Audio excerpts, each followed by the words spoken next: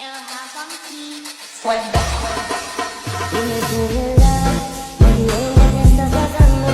Tú no sabes cómo estoy sufriendo, eso te lo tengo que decir. Cuéntame, tu despedida para mí fue dura.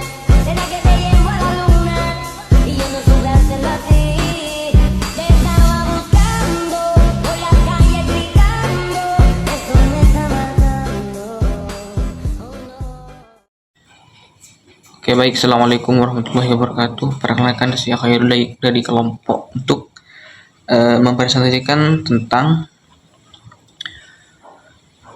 polarisasi sosial dan politik dalam pemilu 2019. Pemilu 2019 ini menandai titik puncak polarisasi sosial dan politik di Indonesia. Polarisasi ini adalah mengancam stabilitas dan demokrasi bangsa kita, yaitu Indonesia. Definisi polarisasi dan dampaknya bagi demokrasi Indonesia. Yang pertama adalah definisi polarisasi merupakan pemisahan masyarakat menjadi dua kelompok ekstrem yang berseberangan di dalam ideologi, keyakinan, dan nilai-nilai. Yang kedua adalah dampak. Dampak ini adalah polarisasi menghambat dialog dan konsensus, memperbentuk konflik serta melemahkan kelembagaan demokrasi. Yang ketiga adalah akar penyebab polarisasi sosial dan politik. Yang pertama identitas, yang kedua adalah politik identitas, yang ketiga adalah disinformasi. Yang pertama adalah identitas kelompok seperti suku, agama, dan kelas sosial menjadi pemicu utama dalam polarisasi. Yang kedua, identitas politik.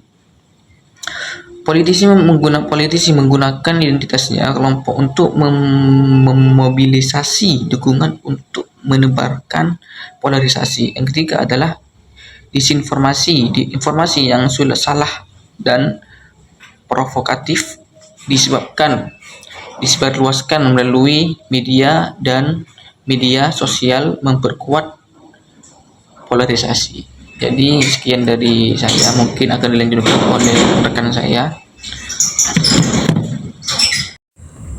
Akar penyebab polarisasi sosial dan politik ada tiga. Pertama, identitas.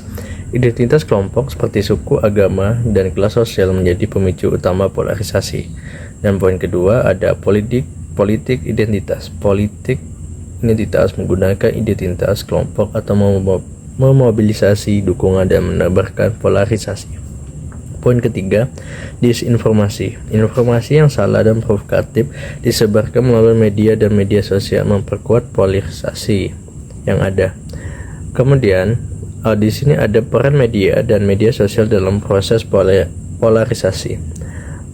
Di sini dijelaskan ada 3 poin. Poin pertama, komentator dan tokoh publik memanfaatkan media sosial untuk menyebarkan opini dan memecah belah masyarakat. Dan poin kedua ada berita berpihak. Media seringkali menyajikan berita yang biasa dan berpihak, memperkuat persepsi negara terhadap kelompok lain. Yang terakhir, hoax dan informasi palsu dengan cepat menyebar media sosial, memicu permusuhan dan kebencian antara kelompok. Baik, saya Tika Mulyasari akan menjelaskan selanjutnya yang menjelaskan tentang implikasi polarisasi bagi rekonsiliasi pasca pemilu. Nah, untuk ini yang pertama ada kepercayaan. Polarisasi mengikis kepercayaan antar kelompok dan mempersulit rekonsiliasinya. Dan selanjutnya ada dialog. Perbedaan yang tajam membuat dialog dan negosiasi menjadi sangat lebih sulit. Dan yang ketiga ada keadilan. Persepsi keadilan dan diskriminasi dapat memicu ketegangan dan juga kekerasan. Baik, selanjutnya akan disampaikan oleh rekan saya selanjutnya. Terima kasih. Baik, perkenalkan nama saya Hendy.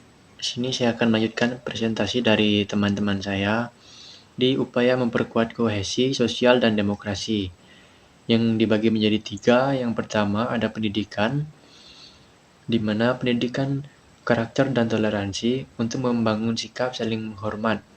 Dan yang kedua, ada media. Media perlu berperan lebih bertanggung jawab, menyajikan informasi yang akurat dan objektif. Dan yang ketiga, ada politik, yang dimana politisi harus menghindari politik identitas dan fokus pada isu-isu yang bermanfaat bagi rakyat. Baik, di sini saya akan melanjutkan materi yang telah disampaikan oleh rekan-rekan saya sebelumnya. Yang selanjutnya ada tantangan dan strategi mengatasi polarisasi. Yang pertama ada disinformasi, yaitu masyarakat harus kritis terhadap informasi yang benar dan tidak mudah terprovokasi. Yang kedua ada kesenjangan. Pemerintah perlu mengatasi kesenjangan ekonomi dan sosial untuk mengurangi ketimpangan. Yang ketiga ada keadilan. Penanganan kasus pelanggaran hak asasi manusia dan korupsi penting untuk membangun keadilan dan kepercayaan. Lanjut, pembelajaran dan rekomendasi ke depan untuk kita, yaitu polarisasi merupakan ancaman serius bagi demokrasi dan stabilitas. Untuk mengatasi polarisasi diperlukan upaya bersama ini dari semua pihak untuk membangun kohesi sosial, memperkuat demokrasi, dan menciptakan masyarakat yang adil dan toleran. Baik, sekian yang dapat kelompok kami sampaikan, kurang lebihnya mohon dimaafkan.